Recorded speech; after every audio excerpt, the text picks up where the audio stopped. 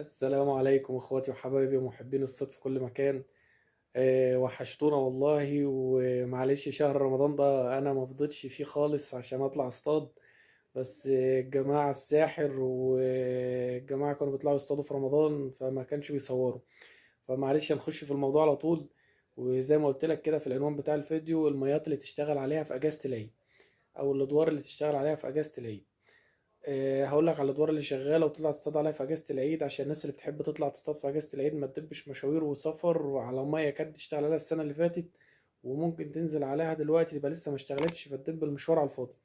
عشان نخش في الموضوع على طول وما اطولش عليكم، انا هكلمك على فرع رشيد وفرع دمياط وصرف المزارع والبحر الاعمى او البحر الفرعوني.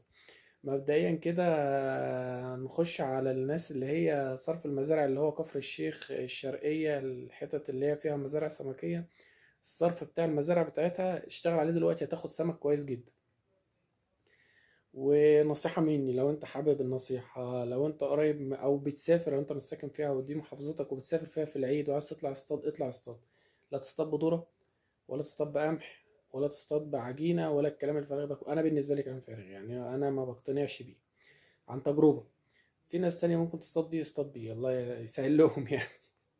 فانت هتشتغل بطعم، وتخلي الطعم بتاعك صاحي. في ناس بتموت الطعم، ما تموتوش، طعمها تبقى صاحية، تدخل نصها في السن والنص التاني يبقى خارج بره السن بيتحرك كده عشان يلفت نظر السمك. وملحوظة تانية، لما تيجي تقعد على صرف مزارع ما تبقاش قاعد على الشط او على المية على طول. لازم تبقى راجع لورا يجي متر ودماغك بس اللي شايفة الفلة، لان السمكة بتشوفك، ولو شافتك مش هتاخد الطعمية ومش هتاكل. بالنسبة ده لصرف المزارع والمياه الضيقة أو صرف الأراضي. هنخش بقى على فرع رشيد اللي بنشتغل عليه واشتغلنا عليه طول الشتاء. دلوقتي بولت المرام. وزي ما اتفقنا وقلت لكم قبل كده، مفيش حاجة اسمها موسم، المياه العذبة شغالة طول السنة. هي بس اختلاف ميات يا جماعة، اختلاف ميات. دمياطي، رشيد، المياه الضيقة، البحر الفرعوني. يعني ايه اختلاف مية بس، كل واحدة بيبقى لها مواعيد في السنة تصطاد، لكن كلها مياه عذبة وكلها في الآخر برضه صيد، او الطعم او الريم او الحي او الكلام ده كله يعني. المهم عشان ما اطولش عليكم بقى نخش في الموضوع برضو. يعني أنا النهارده مثلا فرع رشيد، احنا طول السنه كنا شغالين عليه في الشتاء اللي فات ده بالريم، وقلت فيه كل حاجه عن الريم وازاي تصطاد وازاي تشتغل. يعني الناس اللي ما تعرفش حاجه عن الريم، معلش عشان ما اطولش عليكم عشان لسه في شرح كتير، خش على على الفيديوهات بتاعتي هتلاقي كل حاجه عن صيد الريم. شغال دلوقتي بالريم. بولت المرام. مش هتشتغل معاك على طول، يعني هي مش هتدق معاك زي ما كنا شغالين من كام، من شهر فات ولا شهر ونص كده في الشتاء ورا بعض والكلام ده. بس السمكة اللي داخلة سمكة خشنة وسمكة كبيرة. واما تيجي تشتغل الايام دي ما تشتغلش على الادوار الغويطة، هتشتغل بالريم بالنهار، هتشتغل على الادوار العالية، ما تشتغلش على ادوار غويطة. ده بالنسبة للريم. هتشتغل طوع، ما بتعرفش تشتغل فين، مش تشتغل طعم، تشتغل الطعم بالليل، ما تشتغلش الطعم بالنهار، هتاخد سمك برضه. هي بتشتغل بالليل بس تشتغل بطعم، ما تشتغلش بريم. طيب ده فرع رشيد. قلنا لكم بيشتغل بالنهار ريم وبيشتغل بالنهار طعم. واللي بيخش عليك دلوقتي البلطية الخشنة اللي هو البلط المرام او الدكر الاحمر اللي بيقولوا عليه او الفراولة او الكلام ده كله، هياكل معاك بالريم بالنهار وهياكل معاك بالليل بالطعم. طيب فرع دمياطي. بصوا يا جماعة، أنا ما بحبش أحكي عن حاجة أنا ما جربتهاش أو الناس اللي معايا ما طلعتش عليها.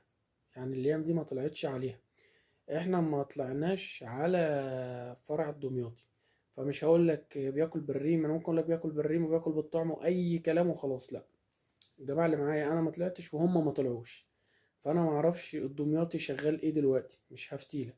بس تطبيقا كده اللي هتطبقه على الرشيد هيشتغل على الدمياطي. بس انا ما جربتش ولا الناس اللي معايا طلعوا عليه عشان افتيلك كان شغال طعم ولا كان شغال ريم. بس دلوقتي برضو القرموط شغال. يعني اللي هتشتغل على القرموط، القرموط شغال دلوقتي. لو هتشتغل عليه في الرشيدي شغال، ميه الجارية شغال فيها. تشتغل عليه بالمصران هتاخد قراميط كويسة جدا. اللي بيخش الحتت الكبيرة.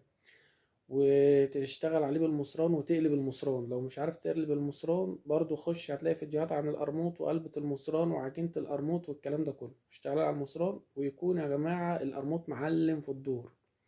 انت مش حاطط مغناطيس عشان ترمي الطعمية بتاعتك فالقرموط هيسيب النيل كله ويجي عليها. لازم يكون معلم في الدور. يعني ايه معلم في الدور؟ الناس مش واخده بالها. في ناس كتير عارفه يعني ايه معلم في الدور. يعني القرموط بيطلع بدماغه ويتنفس وينزل، يطلع يتنفس وينزل، يعني هو موجود في الدور. ما ترميش الطعمية بتاعتك او المصران وترميها كده وتقول هو هيجي. لا، هو مش هيجي، انت مش حاطط مغناطيس يعني. وملحوظة برضو، هتصطاد قرموط ما تصطادش وتعمل وش السن بتاعك يبقى منه للخيط اللي على المكنة. السن من الخيط اللي على المكنة، لأن القرموط أول ما بيتشك بيجري على الحوش ونحوش منك. كل سنة وأنت طيب. والله يا جماعة في ناس بتزعل على المعلومات اللي أنا بقولها لكم دي. يعني في ناس قاعدين قدام بيزعلوا لما بقول المعلومات دي. يعني ما تبخلش أنا والله. لو أنت بتتفرج معايا لحد دلوقتي دوس لايك كده وشجعني.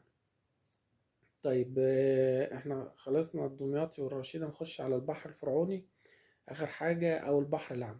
البحر الفرعوني أو البحر الأعمى هو بالنسبة لي مزاج، هو صيد المزاج كله فيه.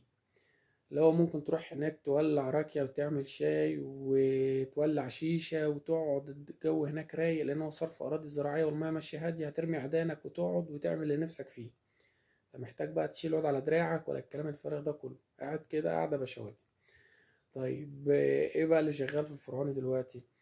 القرموط شغال. لو انت عايز تشتغل على القرموط، بس القرموط تشتغل عليه بالليل، ما تشتغلش على القرموط بالنهار. القرموط عامة ما تشتغلش عليه بالنهار. القرموط هتشتغل عليه بالليل. هتشتغل عليه بالليل ازاي؟ شفت الصورة اللي انا حاططها لك في اول الفيديو دي؟ تلاقي في حوش في نص المية. بالليل القرموط لما بيبقى حاضر في الدور بتلاقي الحوش ديت عمالة فيها تمويج. قراميط بتموج عليها، هي بتطلع تحك جلدها في الحوش دي او بتكسر عليها. فاول ما تلاقي تمويج جامد كده، بص في ما تلاقي تمويج تعرف ان هم حاضرين. هتطعم المصران بتاعك وترميه عليه جنب الحوشة هياخدها منك على طول. طيب، احنا مش هنشتغل على القرموط. ناس بتحب الشغل القرموط انها تشتغل على الدكر الاحمر. الدكر الاحمر ابتدى يشتغل وشغال كويس جدا ورا الكراكة. حتة الكراكة اتفحتت فيها، اللي هي في هيت. الناس اللي تعرف هيت من عند الاقليمي كده ومتعدي على البحر الاعمى، دي هيت. هتنزل تحتها شغل الكراكات، هتنزل تحت منه دلوقتي هتاخد سمك كويس جدا، اللي هو البلطي الاحمر او الدكر الاحمر ده. ما ترميش على الجسر. انا بعدي الاقي ناس رميلة على الجسر تحت رجليها في منزل واسع. هي السمكة مش عبيطة عشان تعمل الطبق بتاعها او البيت بتاعها تحت رجليك.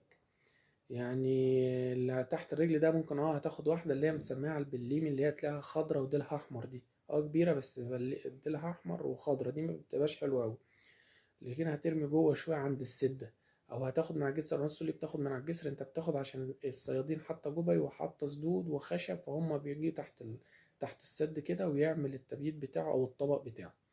فانت هترمي قدام السدة وتسرح فلتك من قدام السدة. دايما الذكر الاحمر بيعمل البيت بتاعه تحت السدة بتاع الخشب دي على طول.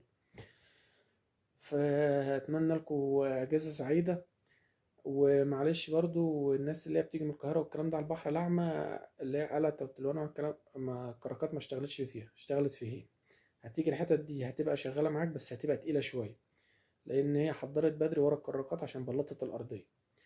فطولت عليكم معلش. وده فيديو كده للناس اللي هي طالعة تصطاد في أجازة العيد عشان تبقى عارفة هي طالعة فين، ما تدبش مشاوير وترجع ما تجيبش حاجة وترجع مخنوقة ومتضايقة. فقلت لكم أقول لكم المعلومات دي كلها. والقصة يا جماعة مش قصة فيديوهات. أنا لو هنزل فيديوهات طول الشهر هنزل لكم. هروح محل أدوات صيد وأصور فيديو وآخد منه حاجات ببلاش وأنزلها على القناة واسمه فيديو. هنزل لكم أي فيديو عن ربطة السنارة، عن عجينة القرموط، عن إزاي تطعم المصران، عن إزاي. يعني في فيديوهات كتير وهري كتير جدا لو أنا عايز أنزله. زي ما في قنوات دلوقتي بقت قنوات صيد بتنزل أي حاجة، تنزل حريق. لا فمعلش يا جماعة. أنا الهدف بالنسبة لي مش هدف الفيديوهات وخلاص والربح والكلام ده. لو عايز اعمل كده هنزل لك كل يوم فيديو باي حاجه من اللي انا قلت لك عليها دي. فالقناه دي انا هنزل فيها الحاجه اللي الناس تبقى عايزه تشوف دور جديد تصطاد فيه، تعرف دور جديد تصطاد فيه او طريقه جديده تصطاد بيها او تتعلم منها حاجه او بتحب تتفرج على طريقه السمكه من الميه. مش هنزل اكتر من كده. لو هقعد شهرين مش هنزل حاجه. لو انت معايا لحد دلوقتي دوس لنا لايك وشجعنا. وكل سنه وانتم طيبين وتعود عليكم الايام بخير. ويا رب كل اللي يطلع في العيد ده ينبسط ويتمتع بالصيد يا رب. واشوفكم الفيديو الجاي ان شاء الله. اعمل لكم فيديوهات في العيد دي بقى كلها سمك. يلا، سلام عليكم.